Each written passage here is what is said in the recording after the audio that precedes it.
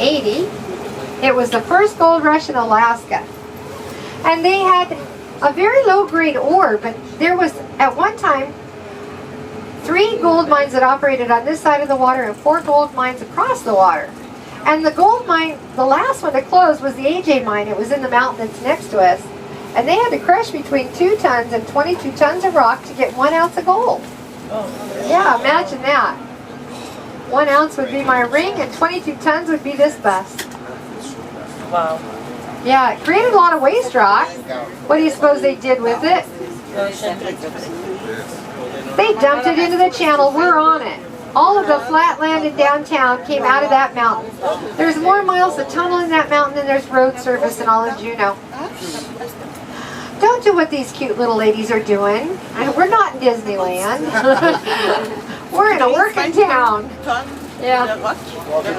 Well, directly ahead of us is that Red Dog Saloon. Have you heard of that? Yeah, that's a howling good time in there. They are an authentic frontier bar. They've been around since the Gold Rush days, but they're in their 3rd original location. We have already sussed that one out. In there. They have swinging doors and sawdust on the floor, and they even have Wyatt Earp's gun in there behind the bar. You can go inside and hear that story. See the gun. They serve food, so it's family friendly. It's not that great of food, though, let me just warn you. And they have wonderful entertainment. But for heaven's sakes, if you're easily offended, then don't ask them to sing Lucille. That's not a version for delicate ears, I'll tell you that. Well, from the ship to the Red Dog, it was purpose-built to look old in the 1970s. But from the Red Dog and beyond, it is authentic town.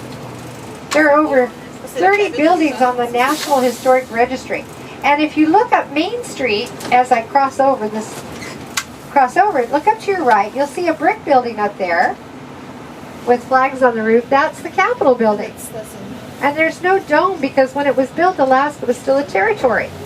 Now it was a federal building, and then they gave it to the state when they received statehood. Now down below here on at the Transit Center, if you notice on the windows, you'll see ghost images of Juneau. And then behind the Gold Belt Hotel is another government building. It looks like a big brown parking structure, but that's actually the state office building, or what we affectionately call the SOB. If you look back over your right shoulder, you'll see that there's a terrace there. And you can access the terrace by taking an elevator from ground level up to the 8th floor. It'll put you out at the lobby. If you walk this direction, you'll be out on that terrace, and it's a great vantage point for taking a photograph. If you walk the other way, you'll be across the street from the Capitol building, and they have free tours there. And in between the two is the city, and that's where Chief Cowley of the Ocklankets led 2 prospectors, Joe Juneau and Richard Harris. There was so much gold in the surrounding mountains there, Juneau got so excited, he exclaimed he'd never be able to spend it all in his lifetime. Well, he was wrong. He died penniless looking for more gold in the Stampede of 1898. But that gold was discovered about 600 miles away in the Yukon Territory. Our gold was discovered right here. Behind these schools is Evergreen Cemetery, where all 3 of the founding fathers are laid to rest. We've just passed the elementary school, now we're passing the middle school. What do you suppose the last one is? That's right, it's the Juvenile Detention Center. No, you're right, it is the Juneau Douglas High School. They had a graduating class of 166 this summer. Now behind it on Mount Juneau, see that light green area in the center with the water trickling down? That's actually an avalanche chute. Many avalanches have occurred there, but one in particular came down in the 1970s and it wiped out about a dozen houses. The miracle is no one was home that day. Like the whales here, often the people like to migrate for warmer climates like Mexico and Hawaii. Off to the left, you see those cute little sailboats? The yacht club is over here on our left, and they sponsor a sailing class. This is a class. So if you see them tip over, more than likely they're supposed to do that. Doesn't that look like fun? I'd like to learn to sail. But I like doing what I'm doing more. So, bird, and they are majestic. You know, both the male and the female bald eagle have that striking appearance, the white head, white tail, dark brown body. It's an immature eagle that is a mottled brown color. They are sometimes mistaken for a golden eagle. They change color at about 5 years old. And eagles will choose a mate for life. The reason for that is the ice field, which is just over the mountains on our right. Waterways like Lemon Creek that we're going to go over in a moment, and the Mendenhall River. Dump silt, that's ground up rock. As the glaciers travel over the rock, it grinds it to a powder. It mixes with the water and it's dumped into the channel at a rate of about 100,000 tons a day. Filling up so quickly they believe there will be a land bridge over to Douglas Island very soon. At 9 o'clock, or excuse me, at 3 o'clock there's an eagle, and then over at 1 o'clock out there on the sandbars there was about 4 of them. Well, they're all over. Also have a water runway next to the asphalt runway.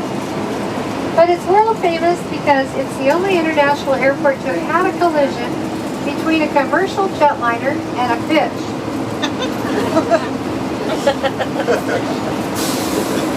Yeah, you heard me right. A fish. You might be wondering, well, how did that happen, Peggy? Well, I'll tell you. One morning, an immature eagle had caught breakfast in the bay, and he was flying back to the nest to enjoy it, when here comes a 737 taking off. And they take off fast and steep. And an immature eagle has a protective instinct, whereas it will defer to a larger bird. I suppose he thought the big airplane coming straight for him was a big bird. So he decided to take evasive action. He veered to the right.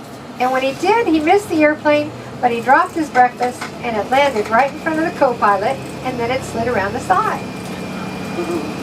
Well, at first the pilot and the co-pilot didn't know what to do.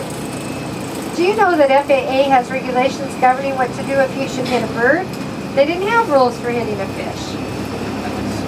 Do you think they do now? Yes. Well, after a moment or so, they decided they better radio in just to be safe. And when they called into the tower, you know what? They didn't believe them. What? No. Well, it was difficult to believe because it happened on April Fool's Day. Actually, it happened a day or two before, but it was so close they thought it was a joke.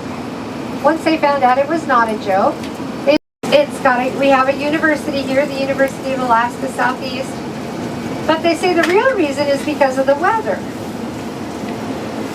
You know, you're in the temperate rainforest, the Tongass National Temperate Rainforest, the largest remaining temperate rainforest in the world, 17.2 million acres. And temperate means mild. Average temperatures in the summer are 45 to 65, and in the winter, 25 to 35. Also means we get 4 seasons here. The seasons are wet, wetter, wettest, and snow. But regardless, it's still the most desired weather. You know, compare it to Fairbanks, which Juneau's the 3rd largest city, Fairbanks is the 2nd, and their average temperatures are 80 above in the summer and 80 below. Besides the visitor center, there are lots of trails that you can take advantage of. There's a beautiful waterfall called Nugget Falls.